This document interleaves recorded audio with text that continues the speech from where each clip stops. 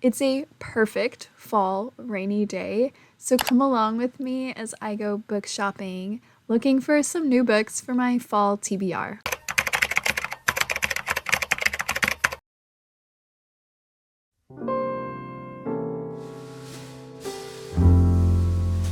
There's seriously something so magical about walking into the bookstore. It has been a long time since I read a Read with Jenna book pick.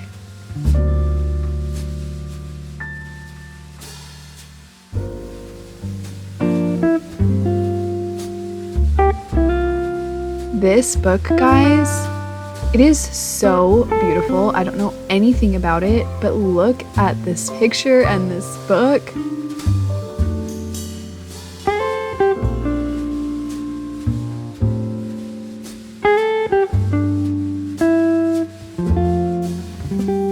I know it's fall, but here I am searching for the romance section, of course. I don't know anything about these books, but their covers are gorgeous.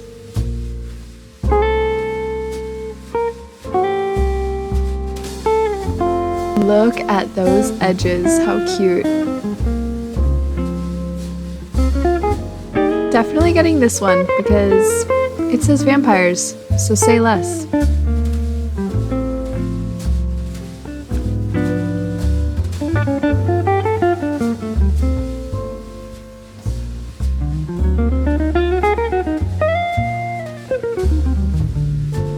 Literally a perfect fall cover.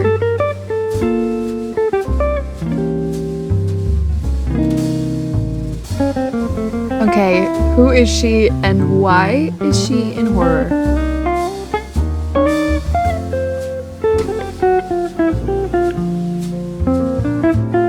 Yeah, that's just me pretending that I'm getting that book. I'm not. But am I gonna try Stephen King, guys? This was so funny reading the back of this with her because she was so confused how it could be scary. Literally the cutest merch. I want all of these.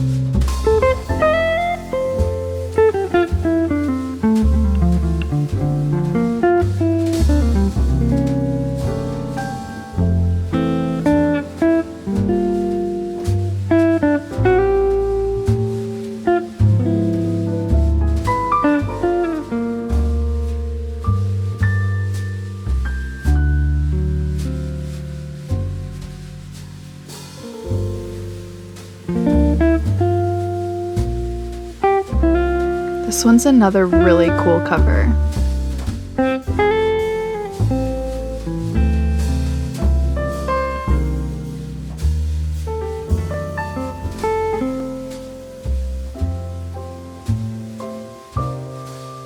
More vampire books, of course.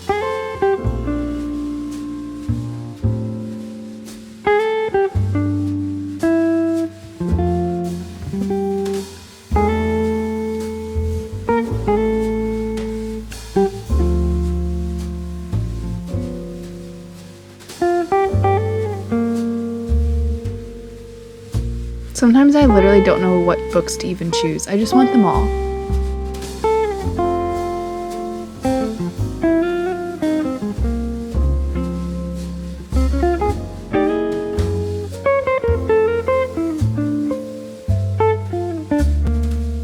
We have quite the haul here. I haven't gone to the bookstore and bought like a haul of books all in one shopping in a long time. Honestly, as we all know, books are not cheap these days, but I had some Barnes & Noble's books and they had buy one get one 50% off. So we splurged a little, okay? I really wanted to get like a fall haul. We fall hauled. So let me just show you guys what I got. I got One Dark Window. This one has been on my radar for way too long. People have loved this book. So it's time I finally read it. As a fan of fantasy romance, it's just like, why haven't I read this yet? I think I was a little bit nervous about it being too dark because it's classified as like a gothic horror fantasy romance. And I didn't think that I liked gothic, but I've recently discovered that I really do. So I am very, very excited about this book. I also got The Temptation of Magic. This is a newer release, also of course in that fantasy romance genre. This one is about like a girl who has maybe some abilities and she's kind of like in hiding, and if they find out like who she is or what she's done or whatever, then they're gonna come for her. Classic fantasy trope, you know.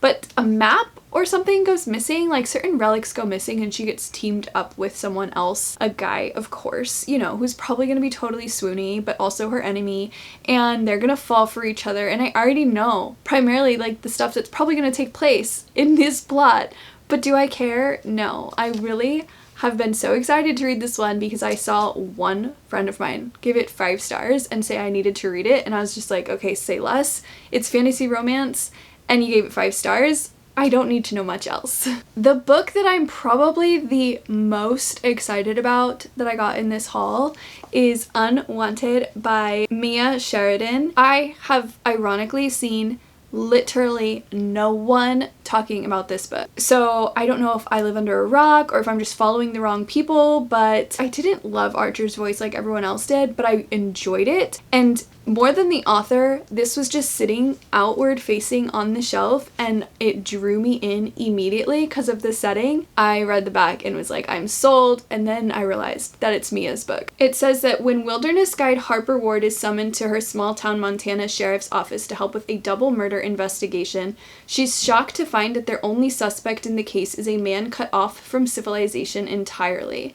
So it's like a murder mystery in addition to romance. Like, could you be any more perfect for fall? The more Harper learns about the man known only as Lucas, the more intrigued she becomes. Beneath his unkempt appearance and near silence, she sees intelligence in his eyes, sensitivity in his expression. Who is he really, and how is it possible that he's lived alone and unwanted in the woods since he was a child? But is he truly the wild man he appears to be, a cold-blooded killer, an innocent victim, or a perplexing mix of all three? She must find the answer before it's too late, because the more time she spends with this man, the more she risks losing her heart. Yes, please. I will be reading this immediately in October. Because it was buy one, get one, I got the next book in the off-campus series with the colored edges. I still have to read one before this, so it's not even the book I'm on. I'm just working on the collection.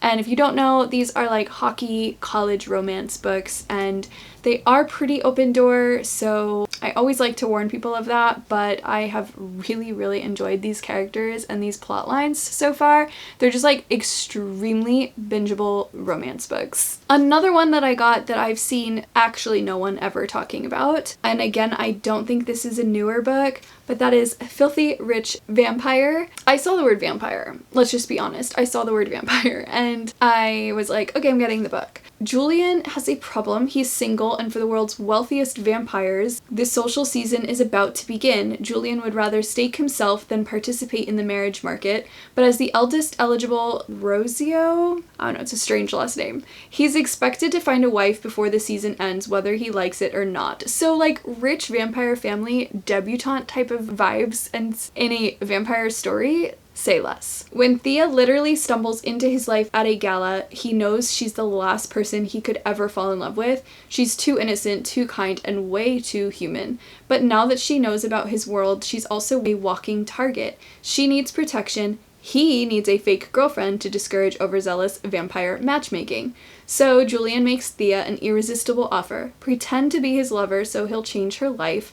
For 1 year, they'll attend the season's social events together in exchange for his protection and a way out of her mother's crippling medical debt. But the vampire world is impossibly decadent and darker than Thea ever imagined, and Julian's filthy rich vampire family wants her out of the way. I hope that this is everything that I hope it's gonna be. Now, probably my most shocking purchase, I don't even know who I am anymore apparently, is Misery by Stephen King. There is a reason I bought this book, and I'm not gonna tell you the reason because it's an upcoming video. Probably a video that I am more excited than any video I've ever done in my life, that I'm putting a lot of effort into, and I needed this book. I've never read horror. I've never read Stephen King. I never even planned to read horror or Stephen King, but here we are. And the last book that I got is a book I already have several copies of, but when it's a favorite book, you know, you just collect like every edition they come out with. I think